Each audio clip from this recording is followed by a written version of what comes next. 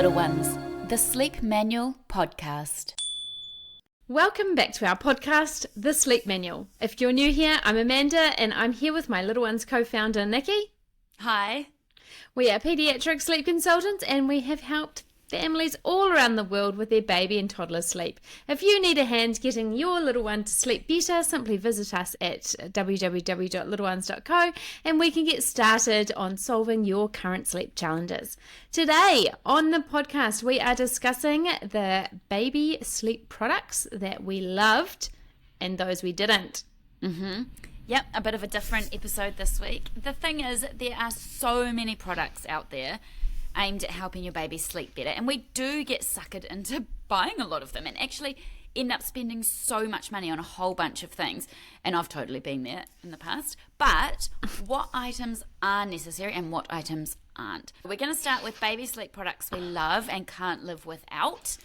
And just a disclaimer, there is actually no sponsorship or affiliate links or anything in this podcast. This is just our genuine, honest opinion. We do genuinely love these products that we're talking about. And then we're going to look at sleep products, quote unquote, that we hate. Hate is quite a strong word, but that aren't that necessary. That are oversold, perhaps, or over-advertised.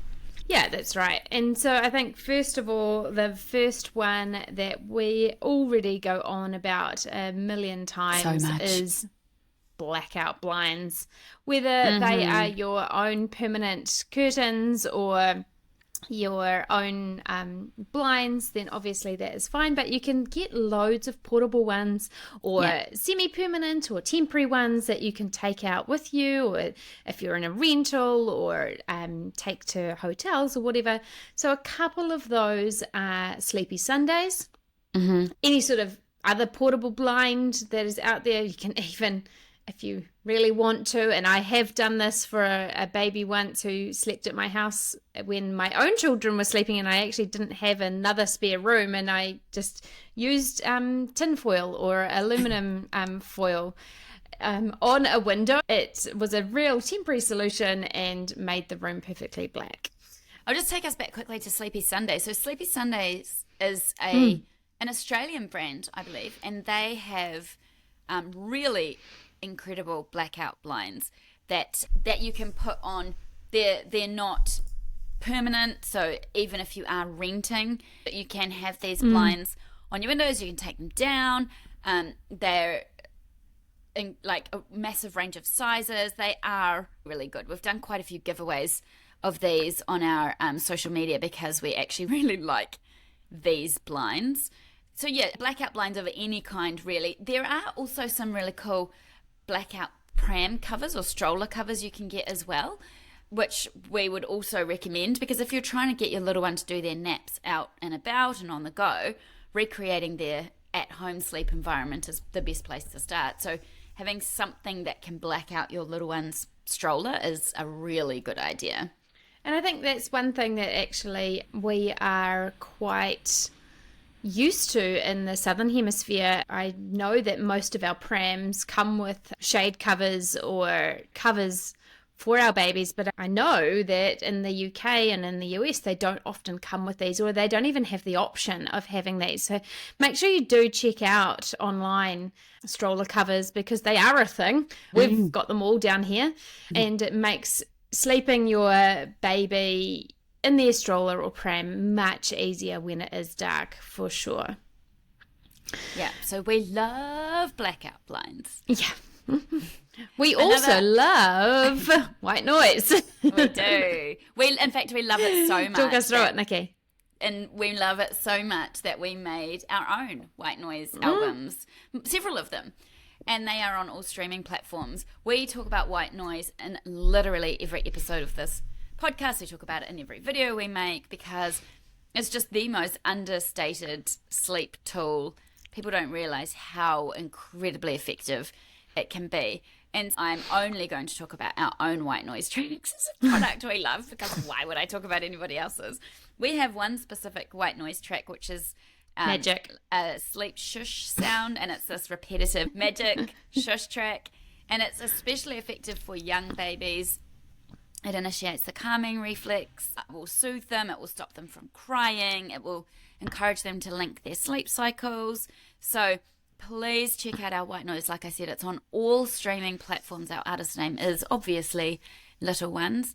But the good thing about our white noise is that you can play it through a little speaker that is in your little one's nursery. You can have a little portable speaker that you take out with you, like we were talking about before. If you want to go out and about, take your blackout stroller cover, take your little portable Bluetooth speaker and play the white noise, and people will think you're crazy walking down the street and there's this loud shushing sound coming from within from inside the stroller. I used to just use my phone and use your phone. Use my phone. I know some people don't like their phones being close to their babies when they're sleeping, and this is where airplane mode works perfectly, because it also obviously stops all phone messages and alerts and notifications coming in. So when you're out and about, and when Nikki was talking about portable speakers and things, our tracks are also on Amazon, and you can get your Alexas to, my Alexa behind me is probably going to start binging while I talk about this, but you can get Alexa to play our tracks as well, and it's just super, super easy and amazing to get your little ones to sleep, is having that track we play. Love and obviously as they get older though, they don't need the shush track as much. Personally, we used it till about 8 months old with our children, and then we just changed to a normal white noise sound. But yeah, you cannot use white noise enough, honestly. No, it is incredible. Let's move on. The next thing that we love are swaddles, but not every swaddle. No, both of us actually use slightly different swaddles. Yeah. So I used with my children the Love to Dream swaddle, and again another Australian brand here. The Love to Dream swaddle is a fitted swaddle. It's got a zip, but it's slightly different from any other fitted swaddles, where it allows their little hands to stay up by their face, and this allows them to, when they're sleeping, to be able to use their hands to rub their face, or they sometimes suck their hands, or whatever they're doing. Free. A little bit more free. Yeah, it also makes it easier for you to pick up the baby if you need to pick it up when you are, whatever you're doing, if you're changing a nappy or soothing them. And it also makes it quite easy to be able to side settle them in a Love to Dream swaddle, because you can roll them on their side and have your hand on their waist and rib cage and under their arm, and be able to bum tap them. Another benefit is you can put them in a car seat or strap them into a stroller, because if you've got a traditional like arms down fitted swaddle, like any arms down swaddle, you can't use in a car seat, because even if a lot of swaddles have that little car seat flap at the back, which is awesome, and you just stick the car seat clicky bit through that and you unzip a little bit at the front, but unless the restraints can go over the shoulders and down, then you can't use a car seat. So a Love to Dream swaddle can be used in a car seat and the stroller. Yeah. I generally found that my children were a little bit more flappy, a bit more dramatic, and where they got that from? No, their father. All three of them didn't do so well when they were really little in a Love to Dream, because they just needed a really like a tighter hands down swaddle. So I used Ergo Pouch, also an Australian brand.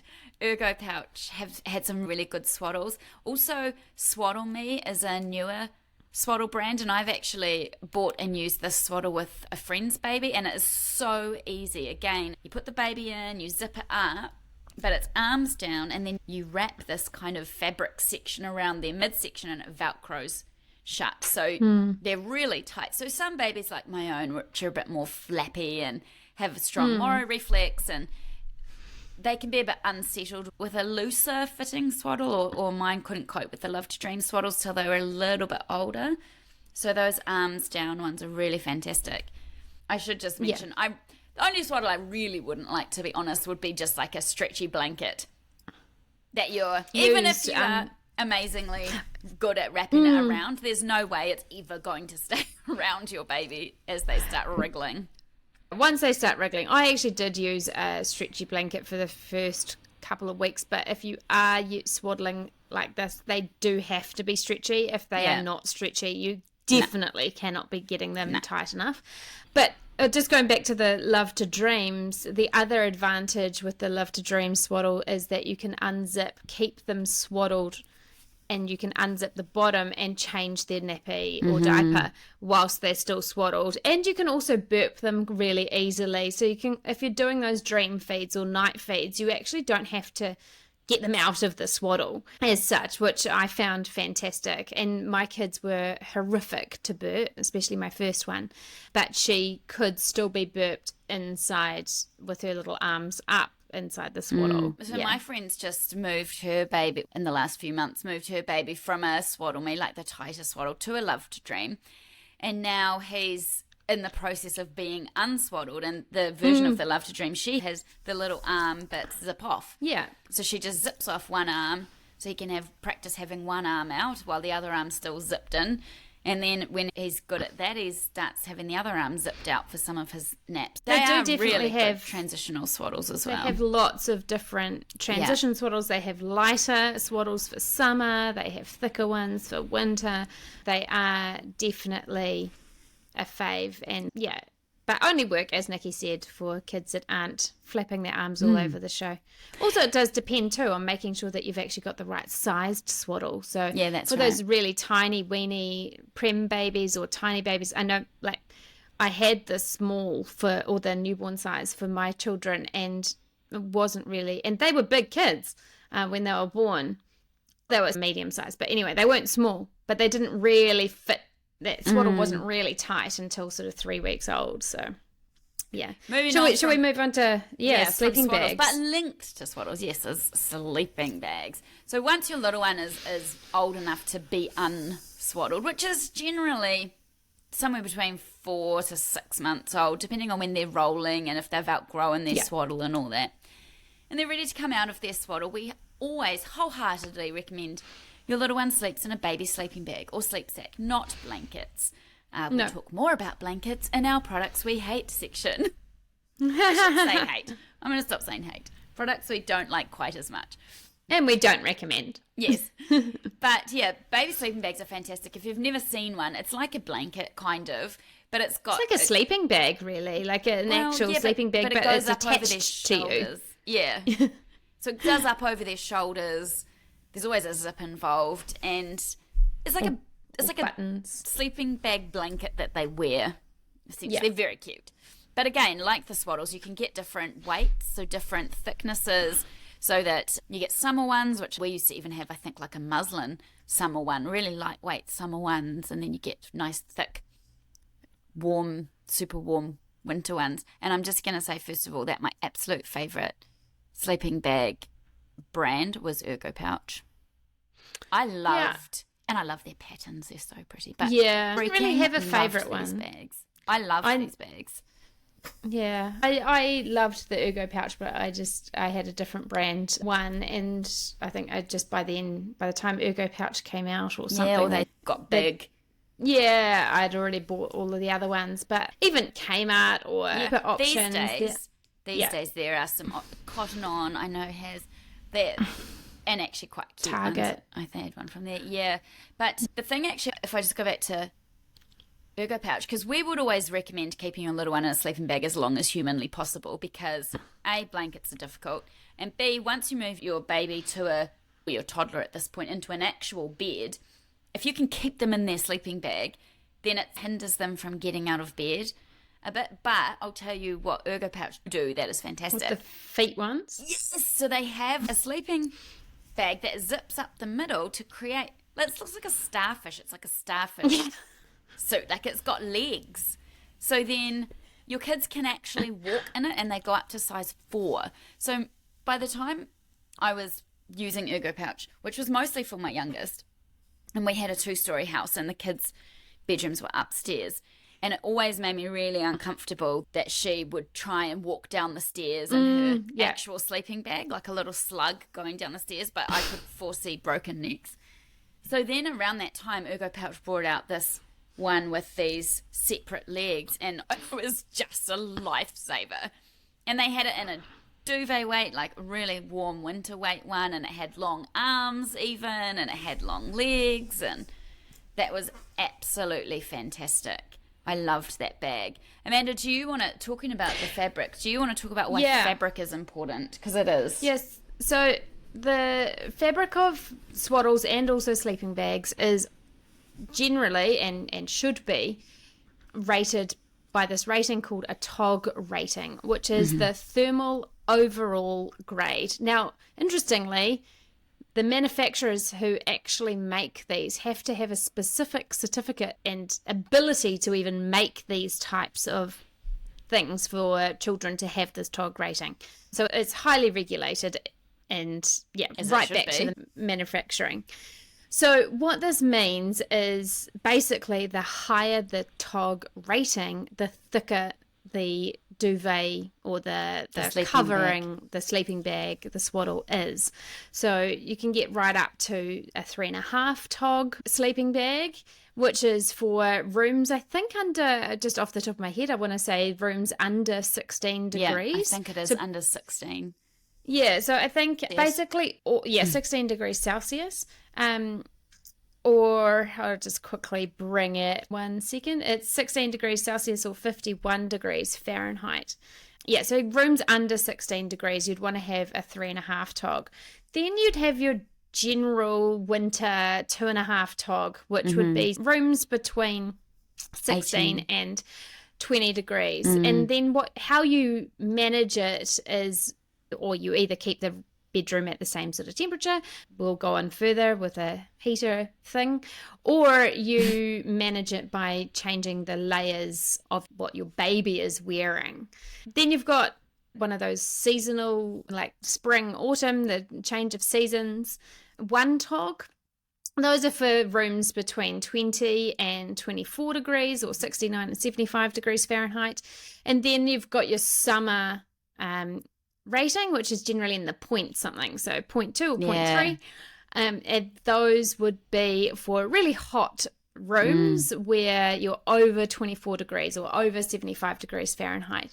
Now, the other thing, if we go back to like the sleeping bags and the swaddles, the good thing with them when they do have a zip down the front, if you've got a room that's even over that 26 degree temperature, what I used to do is just keep their, or say it was really hot, and when you put them to bed in summer, I would have their arms still in their sleeping bag or in their swaddle, but I would leave the rest of their body out.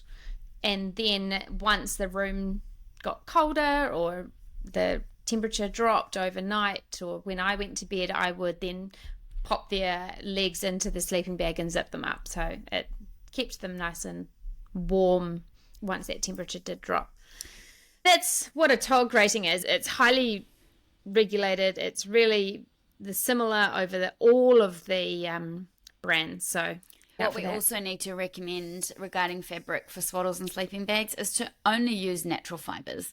Yep. So anything that is fleece, polar fleece, polyester, anything like that is actually not very good in your little one's sleep environment, because it doesn't help them to regulate their own body temperature. They can overheat, and then even if they overheat, they might sweat. Their sweat can cool on their body, and then they actually get too cold. We would always recommend, especially for very young babies, stay away from those man-made type fabrics. Stick with cotton, merino, bamboo, wool. Those are your absolute safest options. Just going quickly, they are more expensive, these fabrics, but they are well worth it to keep your baby regulated and just safe, because they will overheat in the other fabrics. Okay, so Amanda sort of briefly started talking about keeping the nursery temperature consistent, and this is another baby sleep product that we love, and that is some kind of heater, timer, or thermostat. So yes, we had ones when our kids were really little. Ours was called a Heater Mate. But you can get very similar type ones on Amazon, I've seen. Yeah, but I think we might explain it a bit more. It's not just a normal thermostat. The way that these worked was actually quite logical, really. Yeah. It's like a thermostat, but as thermostats, if they are on the heater, for example, in the room. They are. Yeah, then they're going to get disrupted by the actual temperature of the heater. So as the heater heats up, it's going to think the room's getting warmer, which isn't necessarily the case. So the way that the heater mate works, or the one I really like, is the Amazon one that has a little Bluetooth thermometer measurer thing on the other side of the room, is that the heater is plugged into the heater mate, or cord. The heater cord, yes, the actual plug is plugged into the thermostat, and then you move the heater to as far away as possible, and making sure that it is in a safe place.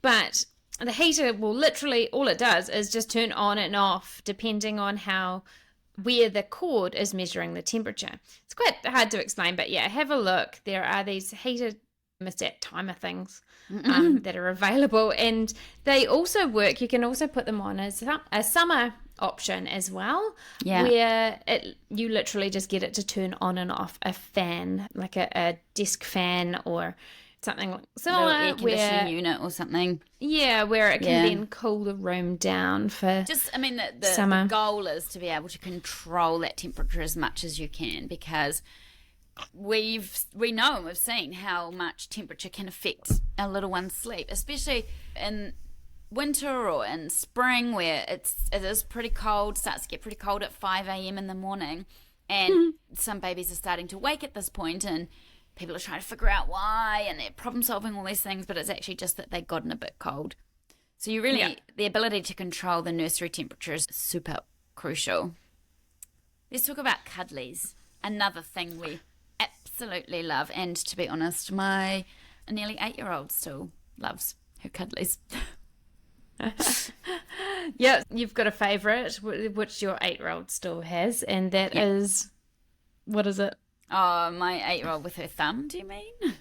No, her cusky. Her cuddlies. Oh, yeah, sorry. Yeah, I get what you mean. Yeah, so my almost 8-year-old next month.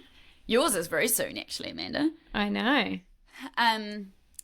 Yeah, so this is one of my favourite brand of cuddlies. It's called a Kusky or a Kuski, depends on how you say it. The only way I can describe it is that it's like a tennis ball with fabric over.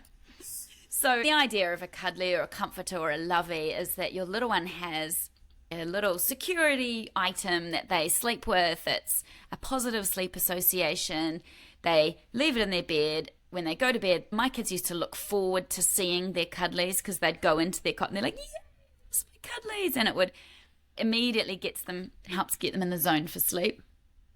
My eldest had these 2 little pink random bunny things. My son had a different random bunny thing, and then Cha-Cha had these Kuskies. And the thing about Kuskies is they're made of organic cotton, and on the website it tells you that they're specifically weighted so that they would always fall away from a baby's face. I guess that's the kind of tennis ball sort of head part of it. Looking thing.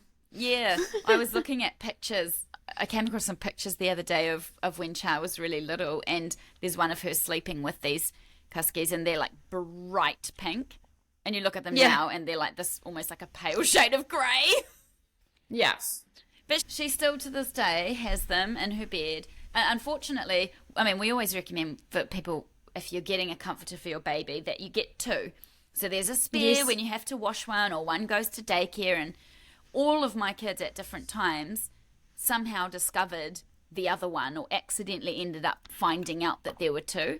And as soon as they knew that there were 2, they had to have both. And my kids always geniusly, my kids have still never found out. The problem that I have is it's now, once they find out, it's going to be like the tooth fairy, or like all of these things are going to be because come crashing down. So I've got to keep hiding them for a bit more. Cha still has her 2. Interestingly, my 12-year-old, she sleeps with about 10,000 fluffy toys every night, like teddy bears and, I don't know, leopards and all sorts.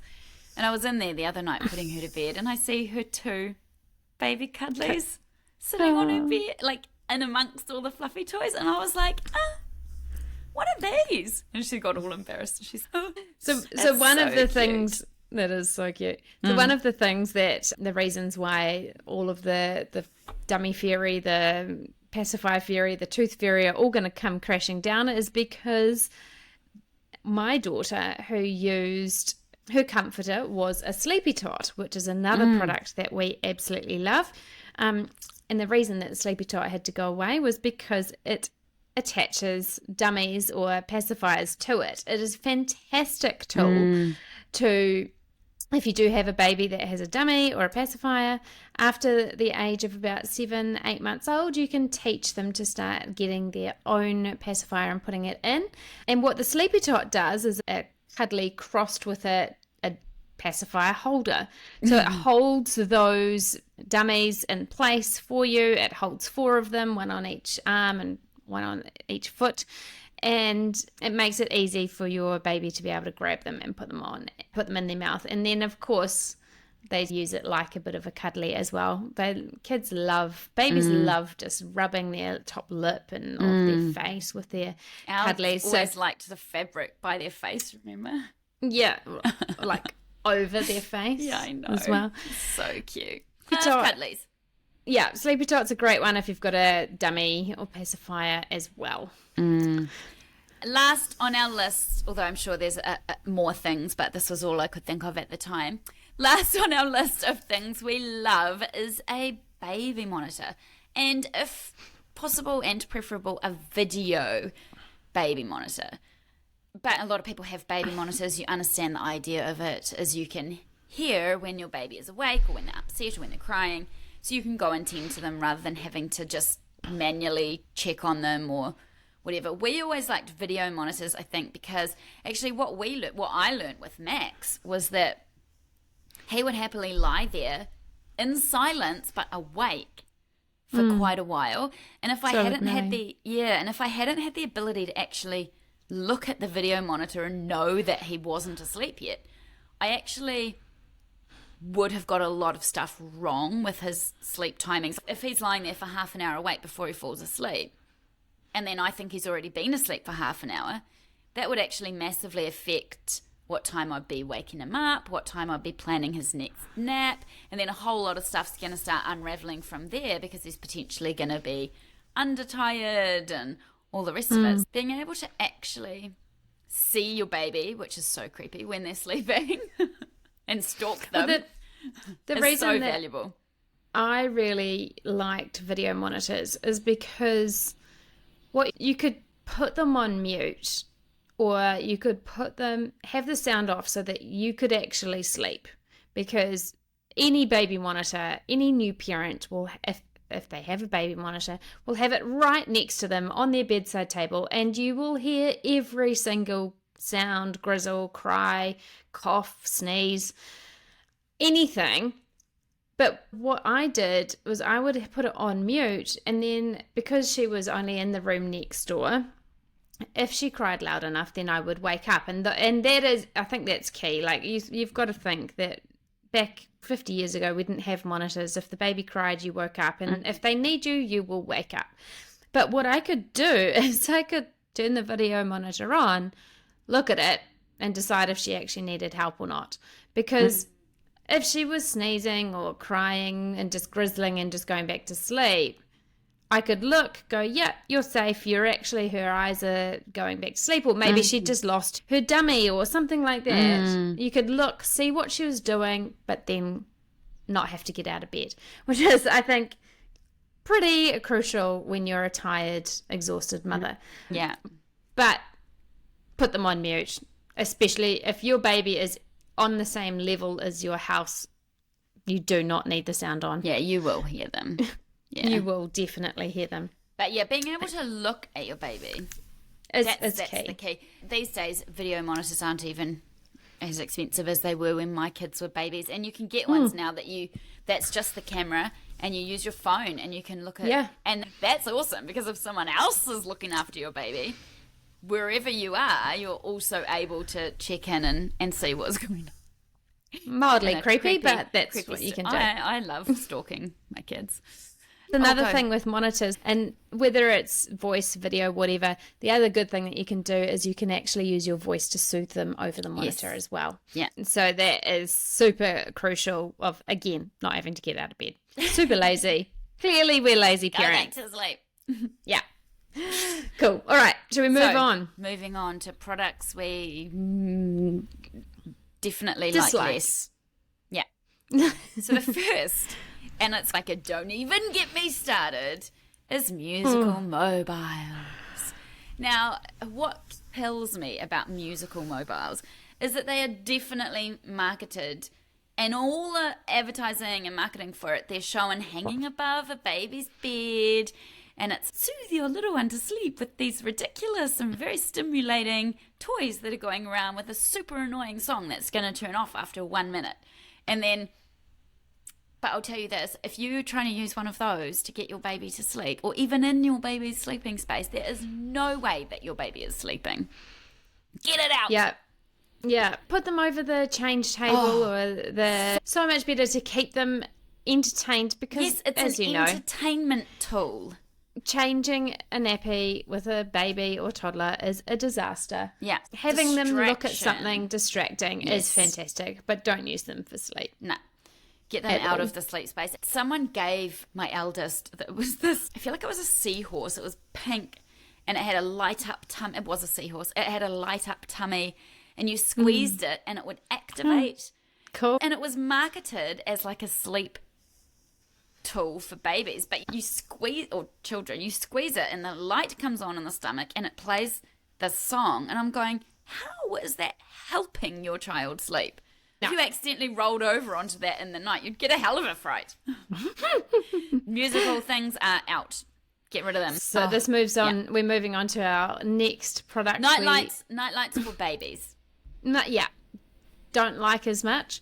Night lights for young babies. So babies under the age of 2 years old do not need a night light. They do not have the imagination and the brain development that actually causes fear of the dark. They've come from the dark. They are used to the dark. They find the dark comforting and soothing. So don't light it with a nightlight. No. Especially, this kills me, the ones that are blue. Star projection ones. Oh, yes. Your 3-month-old baby does not need to be studying the constellations. No, so if you need a nightlight for feeding in the middle of the night, then maybe pop one in the hallway or have your lights on super dim or just turn it on whilst you're feeding. But your baby does not need a nightlight. No, and if you are using a nightlight for those feeds, make sure it's a red emitting nightlight. Yep. You can get LED ones, you can change the colour. All of the technology these days. Keep it red. That is the least stimulating light that you can possibly have overnight. Blue is the worst. And honestly, if you've ever stayed in a hotel where they've got the clock where it's got a blue light, if you wake up in the middle of the night, it'll be like piercing in your brain. It's like disco lights. And normally I love disco lights, but not in that context. No, so where nightlights do come into their own is when your baby or toddler does actually have a fear of the dark and they've started waking because of this. So that is only ever going to happen, though, over the age of 2 years old. And one of the nightlights that I recommend for these toddlers is the Aloka nightlight. And the Aloka one has a sleep timer, so you can just have it on while they're going to sleep, or you can have it on super dim. It has extra low levels, which you'll definitely want it on, and is red as well. You can change all the colours, but try and keep it on red. The Aloka ones are beautiful because they're like pretty clear acrylic light, and you can get, or they come in all different shapes. You can get dinosaur ones or fairy ones or whatever, cars and trucks and animals and zoo animals and they're really pretty. Good.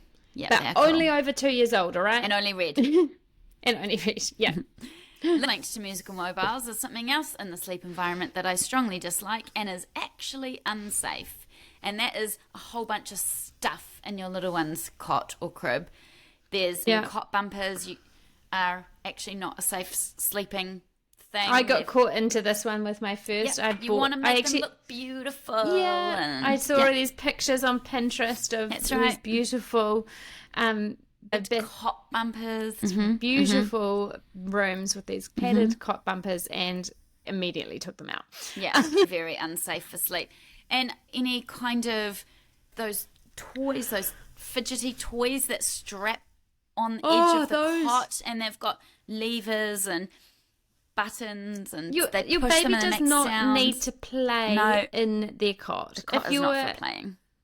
If you're letting your toddler or baby play in their cot, there is something up with their sleep. And they will start associating their cot or crib with playing, like playtime, rather than sleeping. So you're just fighting a bit of a losing battle there by doing that. Get stuff like that out of their crib. And the same goes for our very next things we dislike, and I mentioned it earlier, and that is cot blankets and bedding. Yeah. Again, and I get suckered into this stuff too, because I like beautiful things, and I see these beautiful blankets and all of it, and you're like, oh, look. But the reality is, unless you just use it for decoration when your child's not even in there, which is weird, and I hope you wouldn't do that, it's just not beneficial to your baby to be sleeping amongst a whole lot of blankets and all sorts of stuff in their cot, and it's not safe. And they just, even with an 8-10-month-old, 1.5-year-old, even a 2.5-year-old, they just can't pull up blankets if they get cold. Blankets at that age. It. No, so it's not worth it. Moving on to the next product that we don't recommend. Strongly dislike. is any sort of sleep miracle, sleep patches, drops, medicines, moisturizers I've seen, and oils. Baby bath, wash. Oh, there's nothing wrong with using a lavender bath, wash or soap or anything like that. But that is not the thing that is going to make your baby sleep better. I promise you. No. So we've seen all over Facebook and Instagram and all over social media any sort of these sleep patches that allegedly are miracle patches that will just immediately put your baby to sleep. Medicines as well. If you are in the States and you're using over-the-counter melatonin, you probably want to look at your baby's sleep first rather than trying to do any of these things. As Nikki just said, they're Band-Aid, they're patches to patch over an underlying issue. So, there's drops that you can use. There's all sorts of things. Creams. There's all creams. At the end of the day, if your baby isn't sleeping well, it's not because they don't have enough a patch. Lavender in their life. To be fair. Have you seen that? There was that meme going around on social media where it was like, they say lavender is good at reducing stress, and then it says me, and there's a picture of a person entirely buried alive in lavender. That is almost what you would have to do for it to be that effective in getting, it does help for sure. If it's part of your routine, your sleep routine or your bedtime routine, and having a massage or whatever, then that is fine. And use the lavender. But not don't then think that your patches or these extra things or whatever are going to help. I can guarantee if you started using some other oil or some other thing, it would still work if you still kept that sleep routine going. So anyway, let's move on to the next thing. Anything made out of fleece. We've already talked about materials. Anything that is made out of polyester or anything that is a non-natural fibre, it is just so dangerous. Nikki's talked about it. Do you know what I see? They're not good. Do you know what I see even at baby stores, not just at generic department stores of all ages, is like pajamas made out of polar fleece for babies and like toddlers, and like onesie suits with the cute feet, fully made out of polar fleece. But if you look at them, they're actually not called pajamas. They're generally called something else. They're not actually what are they like those hoodies and things like that, like loungewear or loungewear. You're not gonna have loungewear for your baby, but I know what you mean. But it's just so dangerous. Don't do it. Yeah. Last one, Amanda. Last one, baby rockers or swings for sleep. Now, these are not safe. They're not sustainable in the long term. However, I can tell you I have used these for my babies with reflux, but not for sleep. You use them when they're in their awake time to be able to sit up, to keep that reflux up or keep them stimulated in some other way. But don't use them for sleep. No. And it's just not sustainable. You can't have your 8-month-old rocking away in a baby swing. In a baby swing. No. And I think these days, thankfully, the manufacturers do not market them for sleep as much as they used to. They definitely did when our babies were little, but there's been a lot of controversy around it. People have had situations where their little ones have been in there for sleep and their heads have fallen forward and they've stopped breathing and all these horrific situations. And I think that at least they're not being marketed like that. But I know some people still, out of desperation, and I totally get that. Totally get it. Still think, why my baby's not sleeping, I'm going to chuck them in the baby swing and they'll just rock and they'll actually sleep in there. And I do get that. But if that's the situation, then ask people like us how we can actually help your baby sleep without resorting to those kind of, again, those Band-Aid solutions. Yeah, exactly. Hopefully that helps you determine where you should spend your money when you are setting up your little one's nursery, or deciding if it's something that you've seen on social media or on TV and if it is actually worth it. Mm-hmm. Thanks for listening to this episode about baby sleep products that we love and, let's say, dislike. And please check out our other podcasts for so much more sleep advice, and visit our website at littleones.co if you are in need of any more sleep tips or sleep help with your little one. Thanks for listening, guys. This is Little Ones, the Sleep Manual Podcast.